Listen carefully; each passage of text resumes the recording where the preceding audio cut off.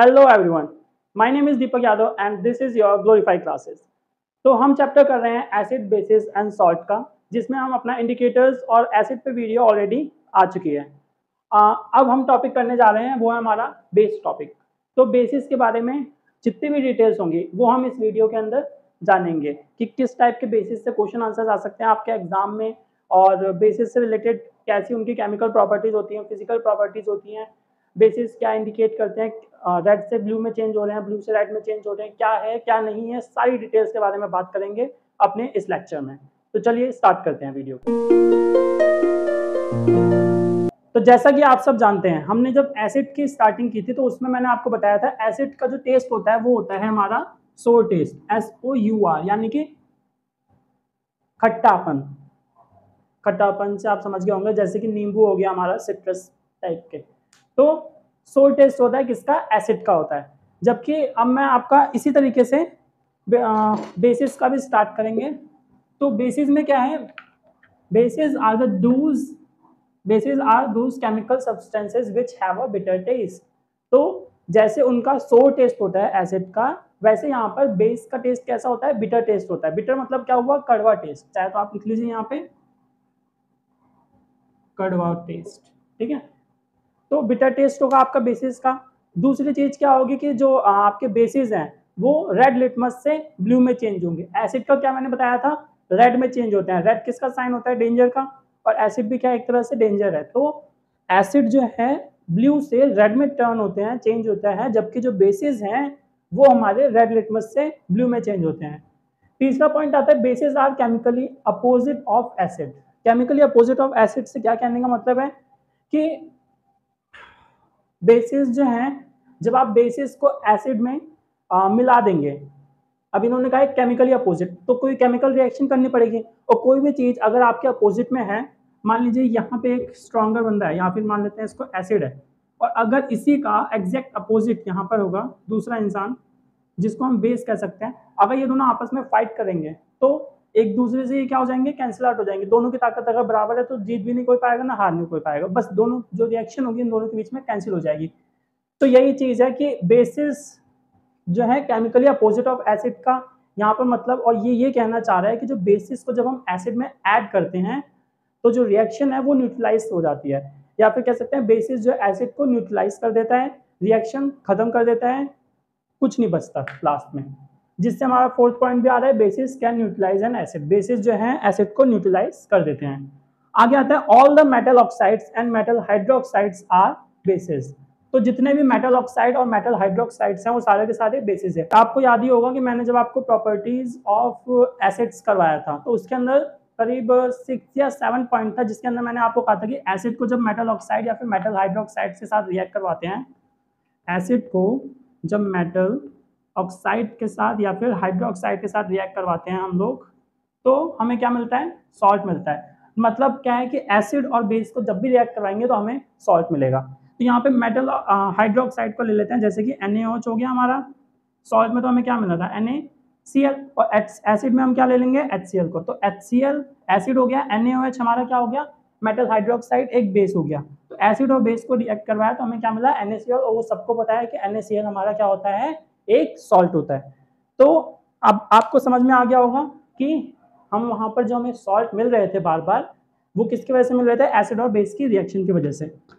अब आता है हमारा नया, हाँ, तो मेटल ऑक्साइड और जितने भी मेटल हाइड्रोक्साइड है वो सब क्या है? बेसिस। मेटल ऑक्साइड के एग्जांपल्स मैंने यहाँ पे कुछ लिख दिए हैं, Na2CO। और मेटल हाइड्रोक्साइड के भी एग्जांपल्स यहाँ पे लिख दिए, NaOH और CaOH का होल ट्वाइस। इसके अलावा एक और पॉइंट है, मैं लिखना भूल गया यहाँ पे, एक सेकेंड। यहाँ पे आप चाहे तो लिख सकते हैं also metal carbonate and metal hydrogen carbonate are bases. Video को जल्दी बनाना होता है इसलिए ऐसे राइटिंग में लिखा है। फिर से मैं बोल देता हूँ, आपको लिखना हो तो also metal carbonate and metal hydrogen carbonate are bases. तो मेटल कार्बोनेट और मेटल हाइड्रोजन कार्बोनेट वो भी हमारे क्या होते हैं? बेसिस होते हैं, ऑक्साइड्स भी और कार्बोनेट भी। मेटल कार्बोनेट में आपको इस एग्जांपल लिखना है तो लिख लीजिए Na2CO3, Na2CO3। Sodium carbonate. और इसके अलावा आप लिख सकते हैं CaCO3 कैल्शियम कार्बोनेट। अच्छा, अगर इसमें एग्जांपल चाहिए मेटल हाइड्रोजन कार्बोनेट में कौन सा आपका हो जाएगा, NaHCO3 यानी कि सोडियम हाइड्रोजन कार्बोनेट। तो ये हो गया आपका स्टार्टिंग बेसिस की। इसके बाद इसको इरेज करना है ना। तो जो नेक्स्ट टॉपिक है वो हमारा है water soluble basis. Water soluble basis देखो बात क्या है कि ना जितने भी बेसिस है मोस्टली बेसिस जो होते हैं वो हमारे वाटर सोल्यूबल नहीं होते। मतलब सारे के सारे बेसिस जो हैं मोस्टली वो पानी के अंदर सोल्यूबल नहीं होते हैं, लेकिन कुछ बेसिस हैं ऐसे जो पानी के अंदर सोल्यूबल होते हैं। तो इसीलिए क्योंकि वो ज़्यादा तो है नहीं और जो लोग ज़्यादा नहीं होते बहुत कम पाए जाते हैं, उन लोगों को हम क्या मानते हैं, बहुत ज़्यादा स्पेशल। तो ऐसे ही कुछ स्पेशल बेसिस हैं जो कि वाटर सोल्यूबल होते हैं, और ऐसे वाटर सोल्यूबल बेसिस को एक स्पेशल नाम भी दिया गया है, और उस नाम का जो नाम है वो क्या है हमारा, एल्कली। क्या है, एल्कली। तो आप कह सकते हैं कि जो वाटर सोल्यूबल बेसिस होते हैं उन्हें हम एल्कलीज बोलते हैं। तो आपको अगर कहीं पर बेसिस की जगह पर, इसको क्या हो गया, अगर आपको कहीं पे बेसिस की जगह पर एल्कली वर्ड यूज हो जाता है तो आपको सोचना नहीं है कि एल्कली कुछ और है या बेसिस कुछ और है, दोनों एक ही हैं। लेकिन एक डिफरेंस है, बेसिस लिखा होगा तो वो आपका कैसा बेस हो सकता है वाटर सॉल्युबल है या नहीं ये नहीं पता मुझे, लेकिन जब एल्कली लिखा है वो बेस है ये चीज तो पक्की है, और उसके साथ साथ वो वाटर सॉल्युबल भी है। ठीक है, तो बेसिस का मतलब क्या है कि वो वाटर सॉल्युबल भी हो सकता है नहीं भी हो सकता है, जबकि एल्कली का मतलब वाटर सॉल्युबल बेसिस भी है। इसमें क्या मिलता है, जो एल्कली हमारे यहाँ वाटर सॉल्युबल बेसिस हैं वो बहुत ज्यादा यूजफुल हैं as compare to the normal bases जो वाटर सॉल्युबल नहीं है। अब ऐसा क्यों, अब आप देखेंगे जब भी कोई केमिकल रिएक्शन आप करवाते हैं, जब भी कोई भी केमिकल रिएक्शन होती है वो ज्यादातर कौन सा सॉल्यूशन में होती है, एक्वस सॉल्यूशन में। एक्वस सॉल्यूशन कौन सा है, जिसके अंदर वाटर हमारा वाटर सॉल्युबल बेसिस काम में आते हैं। तो कैसे हो गया, एक्वस सॉल्यूशन में होता है। तो एक्वस सॉल्यूशन में हमें कौन से बेसिस की रिक्वायरमेंट ज्यादा होगी, जो कि वाटर सॉल्युबल बेसिस होंगे।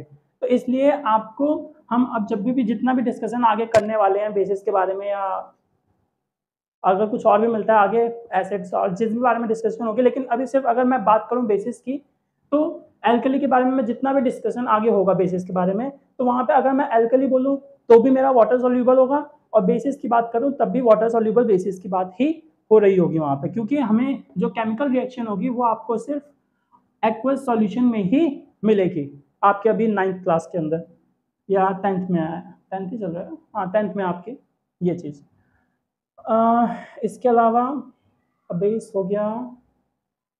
कुछ एग्जांपल्स हमारे एल्कली के देख लेते हैं, तो कौन कौन से हैं, sodium hydroxide, potassium hydroxide, calcium hydroxide, ammonium hydroxide और मैग्नीशियम हाइड्रोक्साइड। ये कुछ आपके एल्कली के एग्जांपल्स थे। फिर आता है आपका what do all basis have in common. ये क्वेश्चन अभी हमने जब एसिड कर रहे थे तब एसिड में भी देखा गया था कि हमारे एसिड्स में कॉमन क्या था। एसिड्स में कॉमन क्या था मैंने बताया था उस वक्त H+ आयंस हमें मिलते थे। क्या मिलते थे, H+ आयंस। एसिड में H+ आयंस जैसे कॉमन थे, ऐसे ही बेसिस के अंदर हमारे OH- यानी कि हाइड्रोक्साइड जो आयंस होंगे वो आपके क्या मिलेंगे, आपको कॉमन मिलेंगे। इसका डस्टर मेरा कहाँ गया, दिखा देते हैं इसको।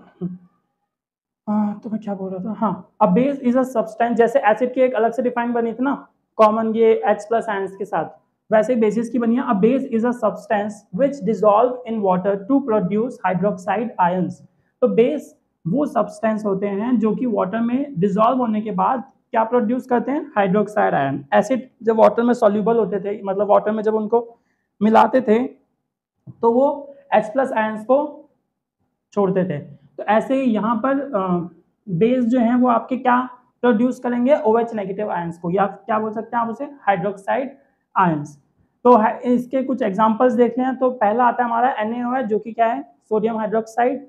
वो हमारे क्या निकालता है, Na+ सोडियम आयंस और हाइड्रोक्साइड आयन। इसके अलावा मैग्नीशियम हाइड्रोक्साइड की बात करूं तो वो मैग्नीशियम आयंस को अलग करेगा और हाइड्रोक्साइड आयंस को कितना करेगा और कितना नहीं करेगा वो तो डिपेंड करता है कि आपका वो स्ट्रॉन्ग बेस है या फिर वीक बेस है। और वो इसके बाद जो नेक्स्ट टॉपिक है वो वही है कि स्ट्रॉन्ग बेस और वीक बेस क्या है। तो ये थी बात बताने वाली। इसके अलावा क्या छूट रहा है? हाँ, ये हो गया। एक और बात है इसके अंदर कि जैसे कॉमन की बात हुई थी ना, एसिड में भी हमने बात की थी कि एसिड में कॉमन क्या होता है, हमारे H+ आयंस छोड़ते हैं। तो एक और वहाँ पे बात हुई थी एसिड्स में कि अगर हम उसको डाइल्यूट करते हैं जब एसिड को, तो हमारे H+ आयंस जो थे वो डिक्रीज होते जाते थे। तो ऐसे ही अगर हम बेसिस के अंदर वाटर मिलाते जाएंगे, यानी कि उनको एल्कली बना रहे होंगे, जब वाटर सोल्यूबल जो बेसिस होंगे उसमें जब जैसे जैसे मैं मिलाते जाऊंगा पानी को, तो वो OH आयंस की जो कंसंट्रेशन होगी वो डिक्रीज करेगी। फिर से बोल रहा हूँ, OH आयंस की कंसंट्रेशन डिक्रीज करेगी जब हम वाटर को बेसिस के अंदर मिलाएंगे या फिर बेसिस को हम डाइल्यूट करेंगे। तो बात करते हैं अपने स्ट्रॉन्ग बेस और वीक बेसिस की। तो स्ट्रॉन्ग बेसिस कौन से होते हैं? A base which completely ionized in the water and thus produce a large amount of OH ions, या फिर यानी कह सकते हैं hydroxide ions is called strong base. यानी कि स्ट्रॉन्ग बेस हम उन्हें कहेंगे जो बहुत ज्यादा अमाउंट में हाइड्रोक्साइड आयंस को प्रोड्यूस करते हैं। जैसे कि एग्जांपल मैं लूँ तो NaOH और KOH। नेक्स्ट आता है हमारा वीक बेस। वीक बेस क्या है? A base which is partially ionised in water and produce a small amount of hydroxide ions is called a weak base. यानी कि जो बेस पार्शियली आयोनाइज हो रहा है, पार्शियली मतलब ज्यादा नहीं, आधा या फिर थोड़ा बहुत, ज्यादा नहीं, तो पार्शियली आयोनाइज हो रहा है, पूरा नहीं हो पा रहा बेसिकली, ठीक है। तो कुछ ही छोटे से अमाउंट में ही वो हाइड्रोक्साइड आयंस को प्रोड्यूस करता है, तो उस टाइप के बेसिस को हम बोलते हैं वीक बेस। एग्जाम्पल के लिए हम ले लेते हैं NH4OH, ammonium hydroxide, calcium hydroxide या फिर मैग्नीशियम हाइड्रोक्साइड, MgOH2, CaOH2 और NH4OH2। नेक्स्ट हमारा आता है प्रॉपर्टीज ऑफ बेसिस।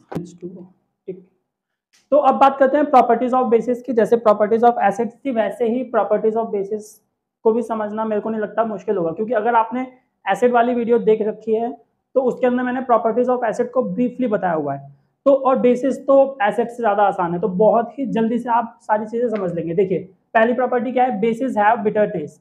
कि बेसिस का जो टेस्ट है वो कैसा है?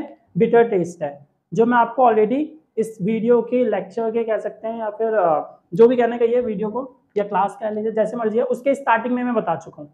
सेकेंड है बेसिस फील सोपी टू टच। बेसिस का टच कैसा होता है? कुछ सोपी सा होता है। जैसे कि अगर मैं आपको कहूँ कि आप सोडियम हाइड्रोक्साइड को अगर लेते हैं अपने हाथों में और उसको रब करते रहते हैं धीरे धीरे धीरे धीरे, तो कुछ देर बाद आपको ना कुछ सोपी सा फील होने लगेगा, जैसे आपने साबुन लगाया उसके ऊपर और फिर वैसे बहुत ज्यादा सोपी फील आएगा।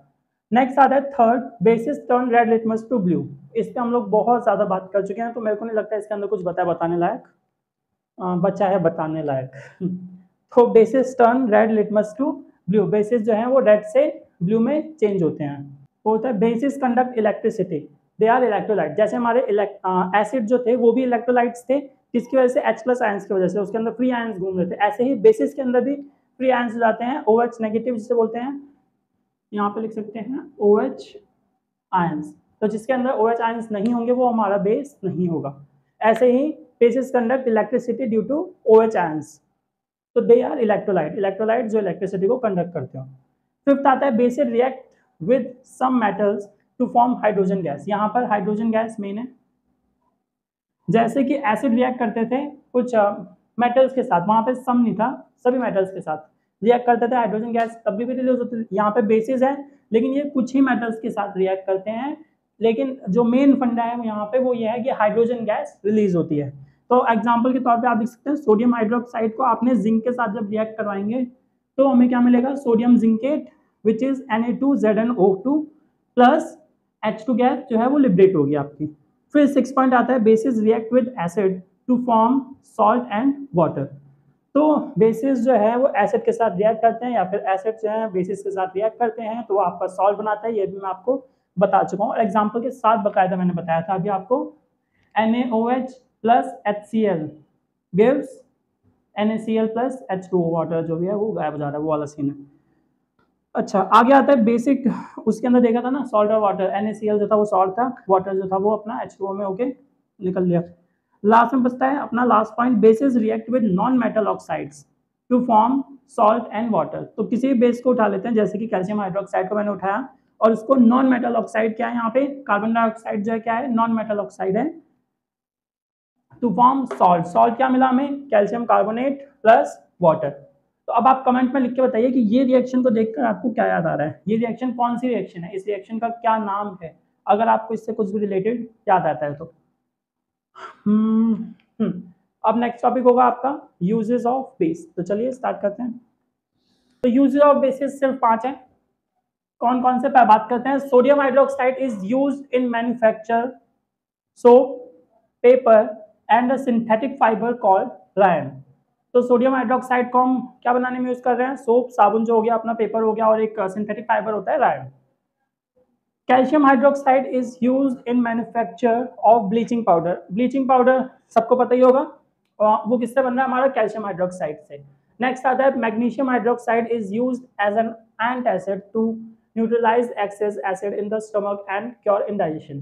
तो मैग्नीशियम हाइड्रोक्साइड भी यूज होता है हमारा एंटासिड की तरह, जो कि हमारे स्टमक में अगर इंडाइजेशन हो जाता है इसकी वजह से HCl जो एसिड है उसके एक्सेस अमाउंट की वजह से, तो वहां पर यूज होता है हमारा। नेक्स्ट है sodium carbonate is use as washing soda and for softening hard water.